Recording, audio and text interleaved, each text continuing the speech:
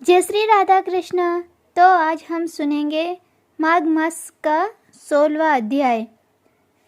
अगर आपको हमारी वीडियो अच्छी लगे तो लाइक, शेयर और कमेंट जरूर करना। तो अभी सुनते हैं हम माघ मास का महत्म्य।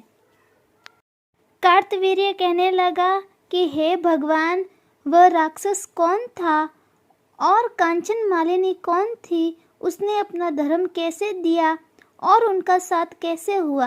हे ऋषि अत्रि, ऋषि की संतानों के सूर्य, ये कथा सुनाकर मेरा कौतूहल दूर कीजिए। तब दत्तात्रेय जी कहने लगे कि हे राजन, इस पुरातन विचित्र इतिहास को सुनो। कांचन मालिनी नाम की एक सुंदर अप्सरा थी जो माघ मास में प्रयाग में स्नान करके कैलाश पर जा रही थी। तब उसको मार्ग में जाते हुए हिमालय के कुंज से एक गिर राक्षस ने देखा। उस सोने जैसे तेज वाली, सुंदर कटी वाली, बड़े बड़े नेत्रों वाली, चंद्रमुखी, सुंदर केश और पिन पयोधार वाली सुंदर अप्सरा को देखकर उस राक्षस ने कहा कि हे सुंदरी कमल नयनी, तुम कौन हो और कहाँ से आ रही हो? तुम्हारे वस्त्रों और वेणी भीगी हुई क्यों हैं? तुम आकाश मार्ग से कहाँ जाती हो और किस पुण्य के प्रताप से तुम्हारा शरीर ऐसा तेजस्वी और रूप जैसा मनोहर है? तुम्हारे गीले वस्त्र से मेरे मस्तक पर गिरे हुए एक बूंद जल से मेरे क्रूर मन को एकदम शांति प्राप्त हो गई है। इसका क्या कारण है? तुम बड़ी ही शीलवती प्रतीत होती हो, इसका कारण मुझसे कहिए। अप्सरा ने कहा कि हे राक्षस, सुनो, मैं काम रूपिणी अप्सरा हूँ। मैं प्रयाग में संगम में स्नान करके आ रही हूँ, इसी से मेरे वस्त्र भीगे हैं। अब कैलाश पर जा रही हूँ, जहाँ पर श्री शिव निवास करते हैं। त्रिवेणी के जल से मेरी सब कुर्ता दूर हो गई है, जिससे पुण्य के प्रभाव से मैं इतनी सुंदर और पार्वती जी की प्रिय सखी हुई। जो आश्चर्य देने वाला उदाहरण मुझसे ब्रह्मा जी से कहा था, सो सुनो। मैं कलिंग देश के राजा की वेश्या थी। रूप, लावण्य और सुंदरता में अपूर्व थी। मेरी सुंदरता पर सारा नगर मोहित था और मैंने अनेक प्रकार के भोग भोगे। अनेक प्रकार के वस्त्र और आभूषणों की घर में कोई कमी नहीं थी। कई कामी पुरुष आपस में स्पर्धा ही से मृत्यु को प्राप्त हो गए हैं। इस तरह उस नगर में बड़ी सुंदरता से यौवन व्यतीत हुआ और मैं वृद्धावस्था को प्राप्त हो गई।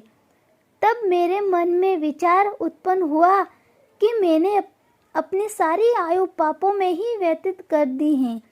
धर्म का कोई कार्य, दान, तप, यज्ञ आदि नहीं किया है। शिव या दुर्गा जी की आराधना ही नहीं की है। न कभी भगवान विष्णु का पूजन किया है। इस प्रकार अशांत चित्त से मैंने एक ब्राह्मण की शरण ली, जो वेदों के ज्ञाता और ब्रह्मनिष्ठ था। जैसे उनसे पूछा कि मेरे उद्धार किस प्रकार हो सकता है। महाराज, साधु सज्जन अच्छे और बुरे सभी पर दया करते हैं, इसलिए मुझ पर दिन पर भी कृपा करके मुझे कीचड़ में डूबी हुई को पकड़कर उबारिए। क्षीर सागर क्या हंस को ही दूध देता है, बत्तों को नहीं देता है? तब वह ब्राह्मण राजा का पुरोहित इन सब बातों को सुनकर मुझ पर दया करके कहने लगा कि तू ब्रह्मा के क्षेत्र में प्रयाग में जाकर माघ मास में त्रिवेणी संगम में स्नान कर, परंतु मन में अशुभ क्रिया का विचार नहीं करना। पापों के नाश के लिए महर्षियों ने तीर्थ स्थान से अधिक और कोई प्रायश्चित नहीं बतलाया। प्रयाग में स्नान करने से तू अवश्य पवित्र होकर स्वर्ग को जाएंगी। हे भामिनी, पुराने समय में गौतम ऋषि की स्त्री को देखकर इंद्र ने काम के वशीभूत होकर कपट के वेश में उनसे भोग किया था, इसलिए ऋषि के द्वारा श्राप दिया गया और उसका शरीर अत्यंत लज्जायुक्त हजारों भागों वाला हो गया था। तब इंद्र नीचे मुंह करके अपने पाप कर्म की बुराई कराने लगा। मेरु पर्वत के शिखर पर चौस जल वाला सरोवर एक स्वर्ण कमल से भरे हुए कोठर में घुस गया और अपने पाप को धिक्कारता हुआ कामदेव की बुराई करने लगा कि ये सब पापों का मूल है। इसके ही वशीभूत होकर मनुष्य नरक में जाते हैं और अपने धर्म, कीर्ति, यश और धैर्य का नाश करते हैं। इंद्र ऐसा सोच रहा था कि इंद्र के बिना सारा देवलोक शोभाहीन हो गया।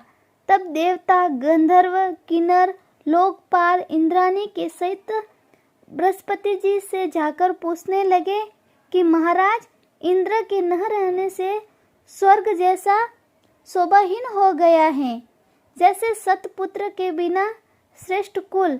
इसलिए स्वर्ग की शोभा के लिए कोई क्रिया सोचिए। इस विषय में देर नहीं लगानी चाहिए। तब बृहस्पति जी से कहने लगे कि इंद्र ने बिना सोचे विचारे जो कर्म किया है उसका फल भोग रहा है, सो वह कहाँ है, मैं ये सब जानता हूँ।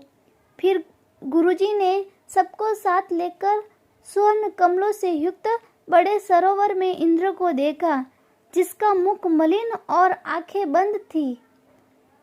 तब इंद्र ने बृहस्पति जी के चरणों को पकड़कर कहा कि इस पाप से उद्धार करके आप मेरी रक्षा कीजिए।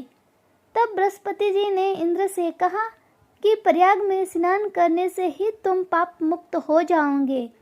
तब इंद्र सहित सबने ही प्रयाग में जाकर संगम में स्नान किया और त्रिवेणी स्नान से इंद्र पाप मुक्त हो गए। तब बृहस्पति जी ने इंद्र को वरदान दिया कि तुम्हारे शरीर में जितने भग हैं सब नेत्र हो जाएंगे। तब इंद्र ब्राह्मण के वर से 1000 नेत्रों से ऐसा सुशोभित हुआ जैसे मान सरोवर में कमल शोभायमान होता है।